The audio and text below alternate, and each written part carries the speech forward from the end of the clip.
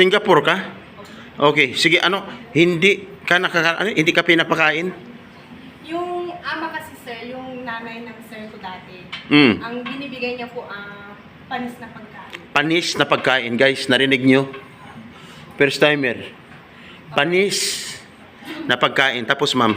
Tapos, ni-complain ko po sa asawa niya sir, sa babae, Mhm. sa po, na ma'am, pwede po ba na bumili na lang ako ng sarili kong pagkain? Kasi hindi ko talaga kakainin yung panis. Sa buhay ko, hindi ako kumakain ng panis, sabi ko sir. Tama, Pero, ma'am.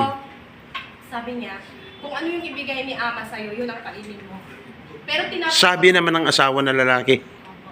Tapos tinapon ko yung pinakita ko talaga sir na tinapon ko sa basurahan. Hindi talaga ako kumakain. Pang ilang buwan ka pa lang, nung nandoon ka sa labas ng bansa, nakakaranas ka ng ganun problema? First timer po ako noon sir. First timer ka?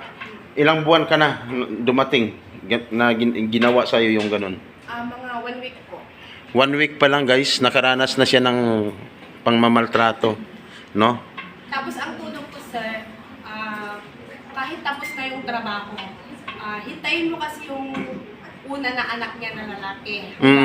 Alauna or alas 2 yung uuwi ng umaga na. Tapos pag dumating na yung anak niya, kung ano yung niluto mo, kunwari, isda, himayin mo yung isda, tapos ipakain mo sa anak niya. Tapos matulog na ako ng alas 2 o 2:30, magising ako ng alas 5. Tapos lahat ng amo ko, gisingin ko yon. Pag hindi mo nagising at late na sila pumasok, akong may kasalanan. Ikaw pa may kasalanan. In church, Hindi naman ako na-terminate. ilang oras ka lang nagpapahinga? Yes sir. Ilang oras ka lang nagpapahinga? 30 hanggang, lang po, 5 hours. Tapos ang katawan 3 hours ko, lang. Puro pasa-pasa na lahat. Tapos nag-complain na naman ako sa amo ko na babae. Sabi ko, ma'am, lahat ng katawan ko pasa-pasa na. Sabi naman niya, parehas lang tayo, may pasa. Kaya yun, nag-decide ako na mag-transfer. Pero nagtrabaho pa rin ako sa kanya ng 4 months and 3 weeks before ako na-transfer. Nagpa-transfer ka ng employer. Yes sir, nagpalit po ako sa Anong lahi ang employer mo? Chinese po. Chinese. Akala ko sa Saudi lang, Middle East country lang mayroong ganun. Pati pala sa Chinese country, walang pinipili, guys. No? So, nakailang buwan ka lang nung magtrabaho doon sa kanila? 4 months and 3 weeks sir. 4 months and 3 weeks. Na ibigay naman sa iyo yung sahod mo. Kasi, sir, deduction ako noon. Salary deduction. Okay.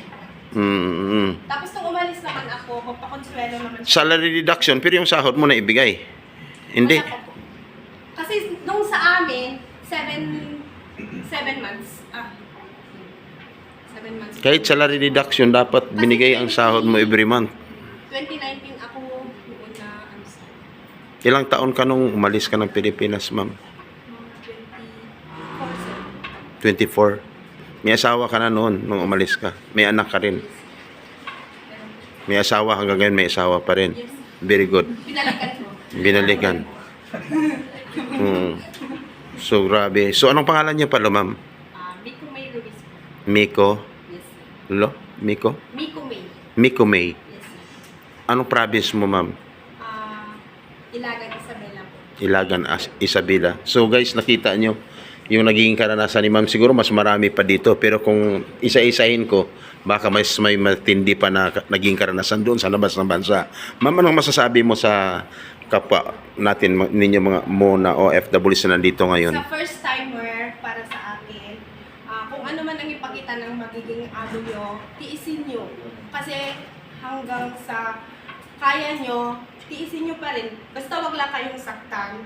Kung sa pagkain naman, hanggat kaya nyo, tiisin nyo pa rin. Kasi minsan sa Singapore kasi, pinapakita lang nila yung mga masasamang ugali. Pero sa tumatagal, hanggang sa, tinitignan kasi ng amo doon kung hanggang saan ang patient natin. Pero pag alam na nila yung talagang ugali mo na hindi ka nagbago, ipapakita rin nila yung totoo nilang ugali. So, thank you. So, wala ba kayong mga kamay kay Ma'am Miko May? Okay, thank you, ma'am. Thank you.